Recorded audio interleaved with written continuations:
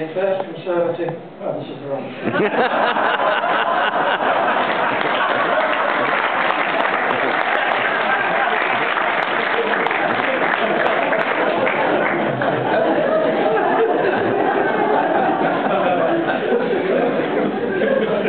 First of all, I would like to thank the organising committee for inviting me to address you. Can you hear me? Yes. It is a privilege and an honour to do so. And I would like to thank Jonathan for his suggestion that I might focus on my experience of liberation and repatriation. But let me start with a quotation from another FEPOW, Jack Spittle, his son, Brian Spittle, is in the room, who died in 2004. What he said: "One cannot live for years under privation with inadequate food and accommodation, and cut off from the wireless, newspapers and connections with the outside world, segregated from friends and particularly the opposite sex, harassed by long hours and hard work, atrocities, parasites, diseases and death, not knowing whether we shall ever get out alive, or at the best, when we shall get out, without in some way interfering with the normal working of the brain."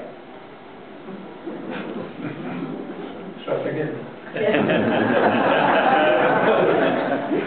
Let's go on liberation. Whilst I was a prisoner, one thought uppermost in my mind, especially in the quiet hours of the night, was how on earth would we get out of this mess? And the second thought was just as worrying, was how long would this war last? We knew by May 1945 that it had taken nearly 6 years to defeat the enemy in Europe. And having learned by some bitter experience a little about the culture and fanaticism of the Japanese, how soon would they, could they, accept that defeat was inevitable? And where would that leave us?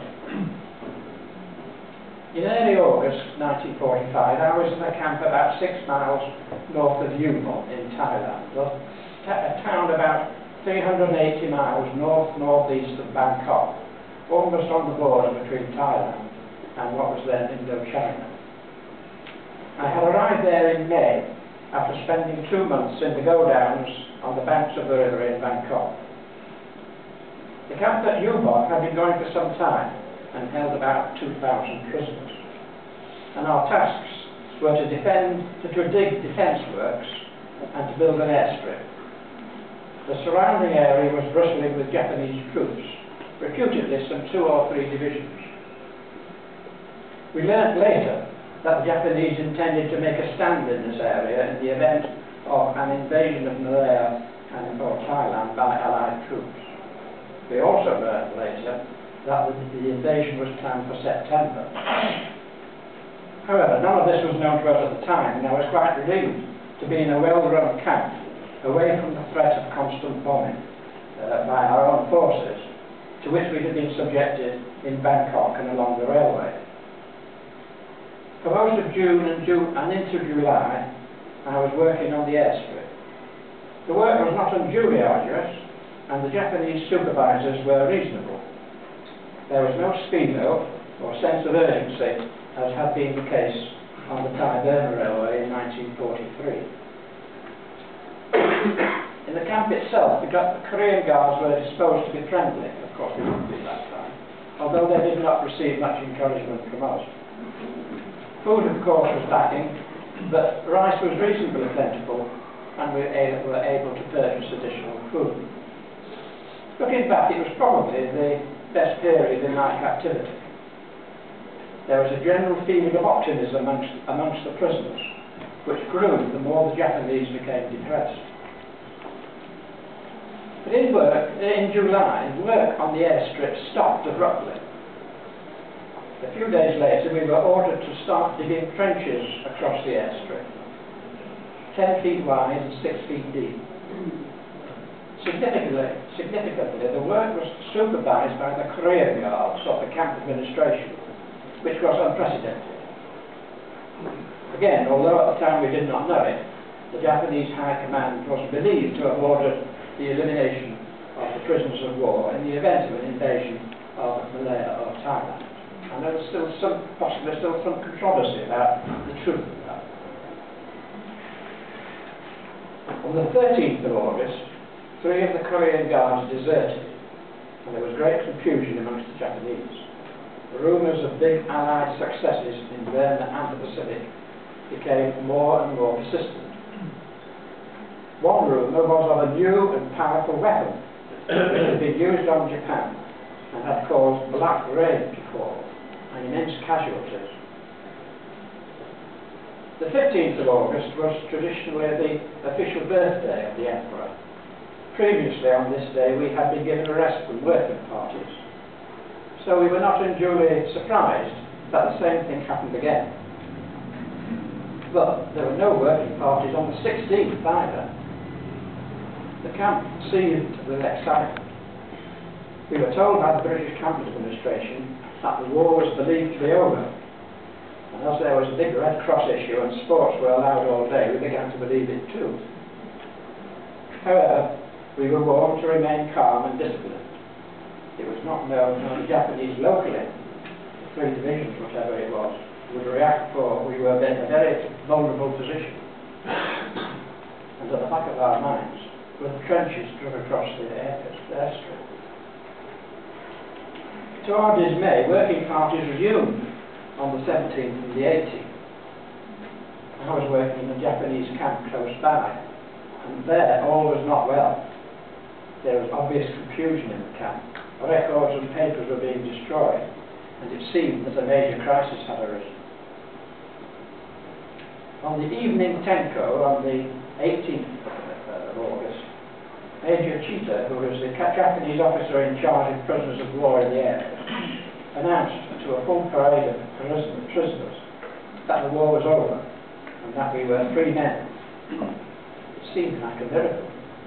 We cheered. I think we sang God Save the King.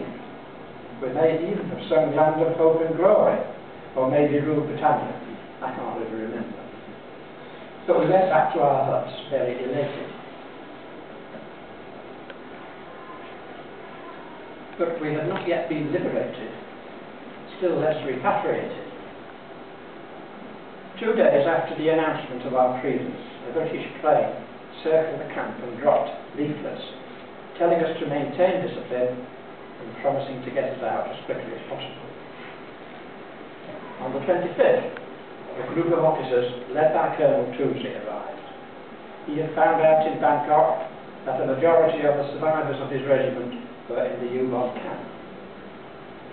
And that was the occasion, I think, when he sent his famous signal to Delhi.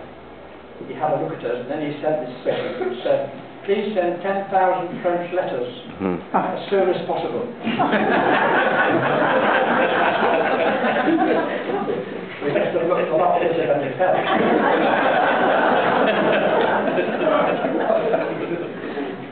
On the 28th, we had the first of several parachute drops of supplies, and on the 30th of August, 2 officers and 2 NCOs from Iraqi were parachuted into the camp, which I thought was a very good record, really, considering the war only ended on the 15th. But then we had to wait. The potential threat of reprisals by the Japanese had failed to materialise. But on the 25th of September, we moved by train to Bangkok, and the next day flew to Rangoon. And only then did I feel truly liberated.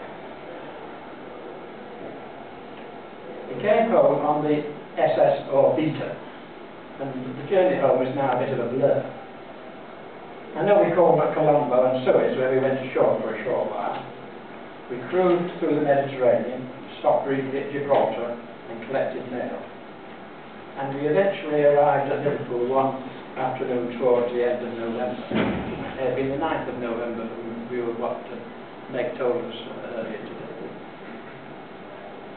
My parents had been notified in advance of our expected arrival in Liverpool and were on the dockside to greet me.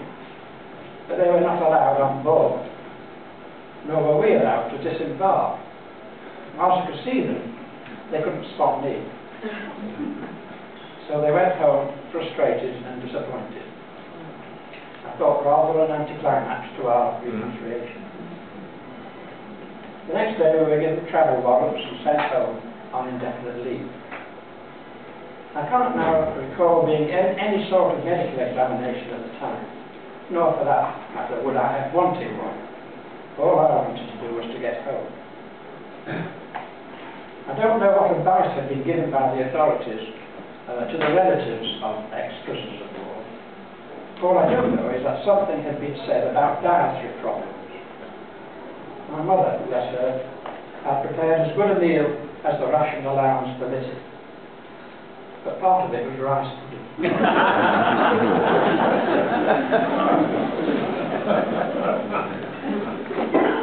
I found the next few weeks very distressing. Naturally, my immediate family were overjoyed to see me home. But apart from them, I got the impression that generally most people were indifferent or uninterested in what had gone on in the Far East. There seemed to be a conspiracy of silence. People seemed to be embarrassed when they learned I had been a prisoner in the Far East and changed the conversation. Whether this was out of consideration for me or for other reasons, I don't know. I decided the problem was with me. I found I could no longer socialise. I had recurrent nightmares about still being in captivity. I could not bear to listen to trivial conversations that went on. The grumbles about rations, the difficulties in getting furniture or clothes, the 101 petty irritations that were common in the aftermath of 6 years of war. Many a time I fled to the privacy of my own bedroom and burst into tears. My family must have had a difficult time with me. None of this was unique to me, and I sympathised with the wives and the children and the grandchildren of former FEPOWs who had to cope with a stranger in the house. We had not heard then about post-traumatic stress disorder. I had arrived home in time for my 25th birthday. Do your arithmetic and find out I'm nearly 90. In the new year, I went back to my old job, and gradually I got back to normal. I got married in 1948, along came children, and I did my best to forgive and forget. Over the next few years, my physical health improved.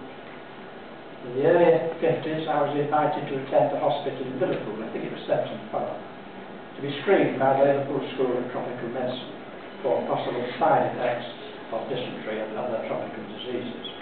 And you've heard about that from Professor Gill earlier on. I was given a clean bill of health. I attended 2 medical boards in connection with my pension application, the first of which included a psychiatrist, but he asked me no questions about my mental health and didn't seem particularly interested.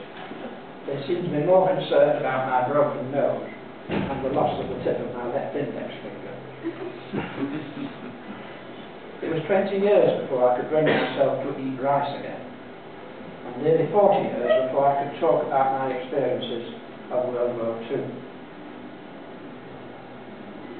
When I retired in 1981, I went back to Thailand and visited the bridge over Burma Thailand and the war cemetery in Kanchanaburi. I decided then that I owed it to those who had died and their families for the story of those years to become better known. And I started to give talks to organisations like Progress and Rotary in and around South Yorkshire. And they were well received because they were people of approximately my own age, or perhaps a little bit younger, who had experience of the war years. It was not until 2007 when I visited the National Memorial here and saw the FEPOW building and heard about co-FEPOW that I discovered the Researching History group. So I came to the 2008 office to find out more and was overwhelmed by the welcome that I and my fellow FEPOWs received. There are not many of us left now to tell the tale, but soon there will be none. It is gratifying and comforting to know that there are younger people still able and are willing to give their time and energy to researching and recording the history of FEPOWs and civilian internees. and to pass this on to the younger generations. May I, on behalf of the FEPOWs and the internees present today, thank you for inviting us to your conference. May your work on continue and prosper.